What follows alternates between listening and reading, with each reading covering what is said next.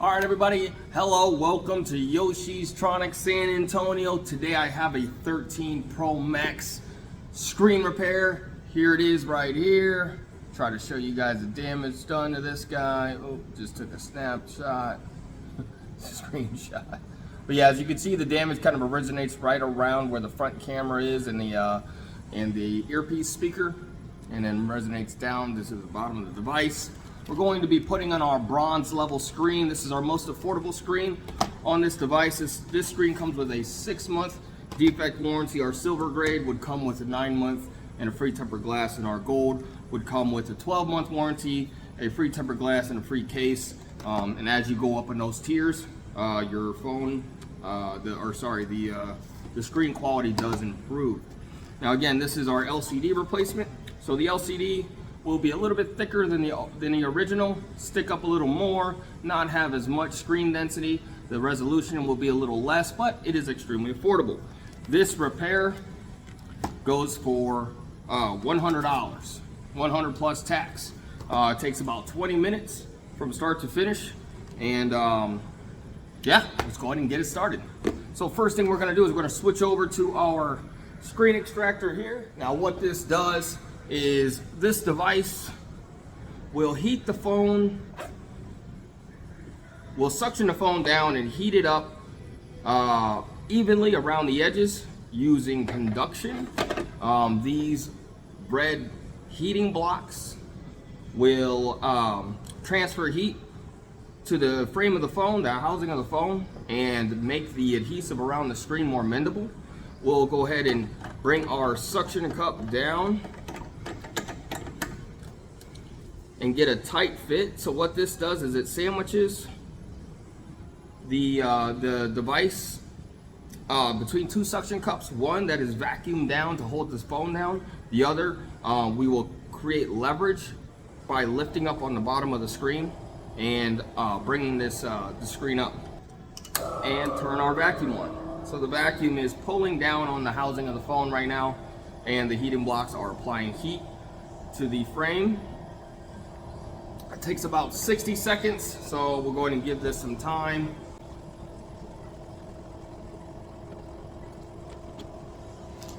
All right, so, excuse me, fixing my hair here.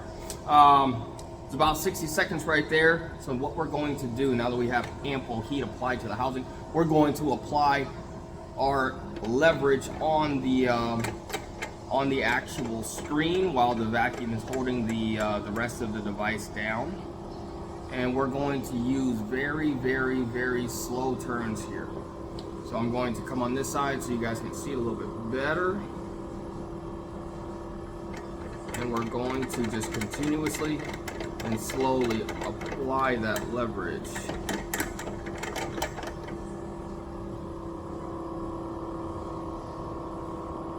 So as we turn, it adds a little more lift to the screen. The reason why we want to do this at a relatively slow pace is we do not want to apply so much pressure that it's going to overcome the vacuum pressure holding the device down, or else the whole device will just pop up. So we need the heat to do its job and apply and make that adhesive around the frame mendable.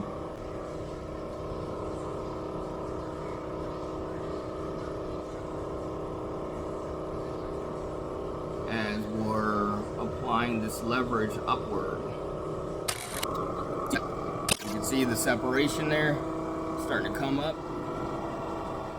So we have enough separation there to be able to use our flat tool to extract this. All right, now we're going to wedge that tool in. What we're going to try to do definitely is maintain the integrity of this LED screen, because these can be recycled.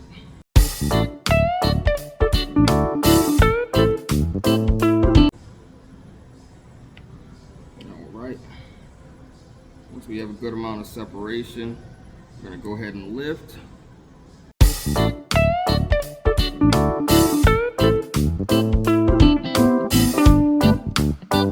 We're going to be opening this like a book, so we'll be pulling this open this way.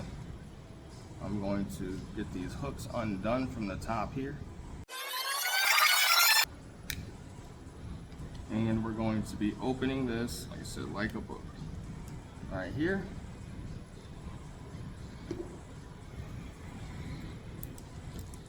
Take our TriStar driver, and we've got 1, 2, 3, 4 screws holding this back plate in, and we've got 1, 2, 3, 4, 5 screws holding that back plate in.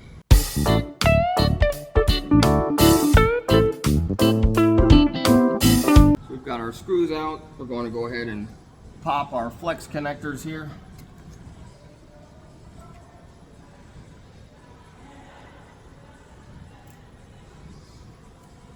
Alright. So now we've separated the LCD from the housing. So we're going to put the housing off to the side. We don't need that until we get all of our sensors transferred over to our new LCD. So up here, you have a sensor assembly. This does your proximity. Basically, it tells how far something is away from the device. And it also has, I'm pretty sure, a photo sensor, which tells you how bright the area is, so it can adjust the brightness of your screen. All right, and we're back. We had to wait till the heat gun came in. Pivotal part of this repair. We're going to want to adjusting the temperature here. Brand new heat gun, so we're gonna have to get this right. Alright, there you go. Alright, so we're going to apply a liberal amount of heat to the front of this screen, which is going to transfer the heat to the back of the sensor assembly where the glue is. I always go by the mantra, too hot for your hand, too hot to touch is too hot for the phone. If you ever wanted to know how hot to heat up your phone when removing these sensors or applying heat to make the adhesive more mendable, just keep in mind that little trick. Now that isn't a rule to take by law. You can, the devices, especially as they get more heat resistant, can definitely take more heat than we can. But it is always a good fail-safe. You see, I kind of keep touching the phone to see how hot it is. And then you want to take this process relatively slow, because once you rip any part of this sensor assembly, you have to replace the entire sensor assembly. So once I got a decent amount up here, as you can see, kind of lifting this with my finger little by little. You see, you don't want to just straight peel it off all at one time. You want to get little parts up at a time, basically making that adhesive weaker and easier to remove.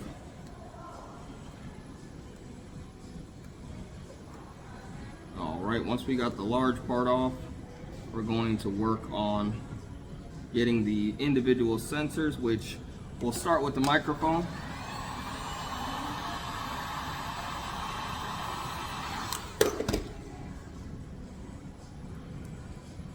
Microphone is that little gold piece right there. That's your mic. Most people, when they talk on speakerphone, they hold the bottom of the phone to their mouth, thinking that that's where the microphone is, because when we talk on a phone regular, right, this is where the microphone is. Well, that's true when the phone is on a regular earpiece, which is up here. When you're hearing out of the top earpiece, the microphone that's activated is actually on bottom. When you place the phone on speakerphone, the microphone actually transfers to the top where your earpiece is. So the right orientation, if you wanted the most volume to go into your device, you'd actually talk into the top earpiece when your phone's on speakerphone. All right, so we're slowly removing these sensors out their slots. Being careful not to rip the flex cable. This is always most difficult the first time around. Once this is done, the first time and the phone is repaired one time, any subsequent time of removing these sensors is much easier. All right, so we have our old LCD here. Again, this is intact, so we can go ahead and submit this for refurbishing. But first, we're going to attempt to program our True Tone in here only if we have the correct programmer, which it does not look like we do. No harm, no foul. We can go back and do this at a later time with a different programmer. So what we'll do is we'll go ahead and move on with our repair and start transferring our sensor assembly to our new LCD. Take our heat shield protective layer off, and we're going to start installing our sensor assembly again. So I will start with the photo sensor, then the proximity sensor, and then our microphone. And once I have those in their slots, I'm going to orientate this as best as possible to replicate its original position. All right, now that we have that in there, we're going to put our flex cable back plate back on using our tri-star screws and driver.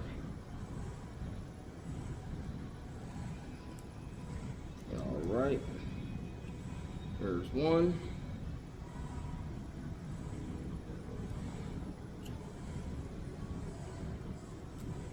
There's two.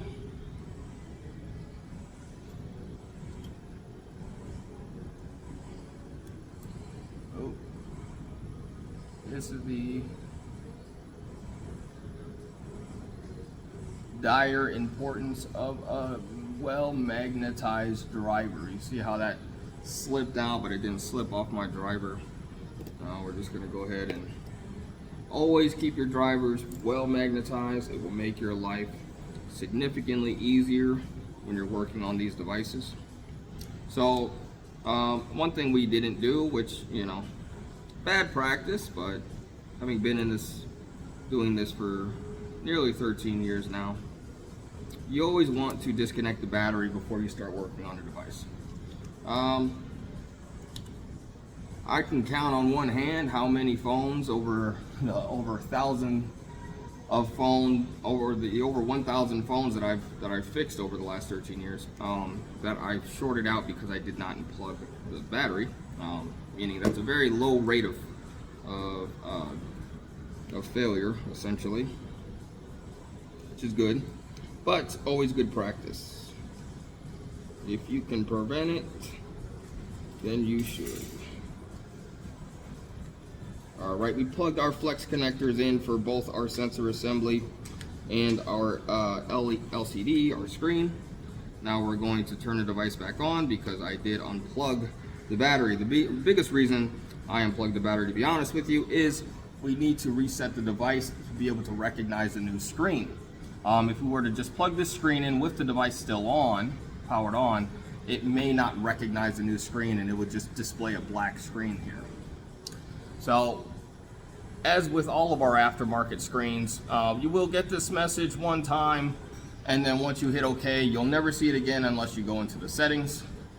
But that is common and practical of all aftermarket screens, unless the IC chip of the original screen is transferred to the replacement screen. Now, 99 out of 100 repair shops do not do this. Very, very few repair shops do. The only application of doing so is so that you do not get that warning message. In my opinion, it is a little deceptive to say that, oh, there's, this device has never been repaired, when in fact it has, because that's basically what you're doing, is you're tricking the device into thinking that this aftermarket screen, this new screen, is an original screen, which it's not. So in order for the device to do its job and tell the consumer or whoever is the owner of the device, or a new owner, whether it gets transferred or not, that there is a new screen on there and it's not original. NT ways. We'll move on by placing our back plates back on over our flex connectors.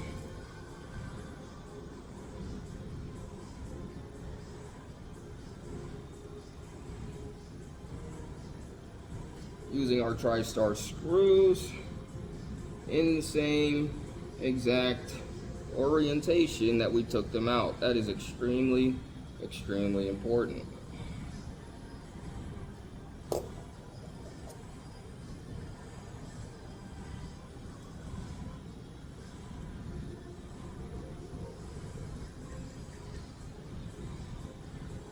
And once you get a hang of getting these screws onto your driver without having to orient them with both hands, you truly get pretty proficient as a technician.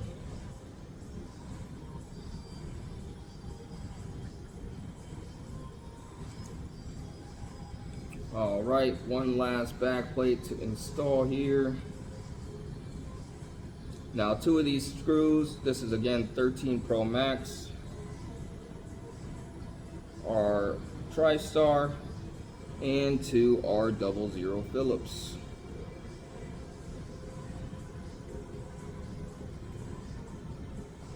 Again, orientation does not just matter, it is extremely vital that you place these screws exactly where you got them. They may look similar, they may look the same size. I can guarantee you, in fact, they are not.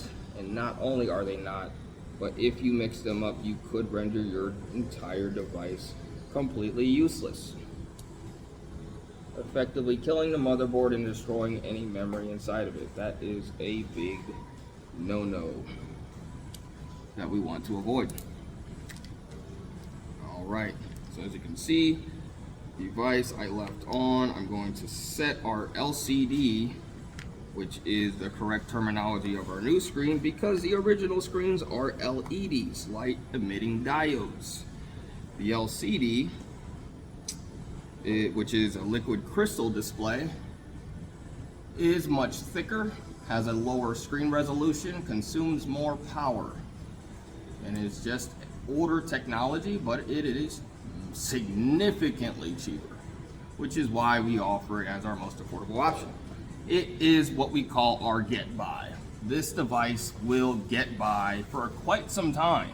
It just won't be as good as the original, and we're very transparent about that. We will let you know your screen quality will just not be as good as it originally was. However, it is pretty dang good for what you're paying for. So our last step is to install our two bottom screws with our pentalobe bit, our pentalobe driver. And we will call this repair complete. All right. Bottom screws are installed. Boom. We always leave our screen protector on there until the customer picks up. This is in fact a store phone, so we'll still continue to leave that on here until the end user buys it, just to protect the new screen that we put. But this is the old screen with the crack on top. This is the new screen. Boom, boom. This repair would have cost, if you were to have this same exact device, would have cost you $100 plus tax. That's it. 13 Pro Max, $100 plus tax. That is $150 plus nearly anywhere else. So, swing on down, Yoshi's Tronics, San Antonio. We're in Ingram Mall, second floor, right by Rush Max. Come on down, check us out. We're brand new. We just opened up in June, but I've been doing this 13 years. This is my 10th store I've ever opened, and I'm super excited to be in San Antonio. So come on down, check us out, and see what the new guys are all about.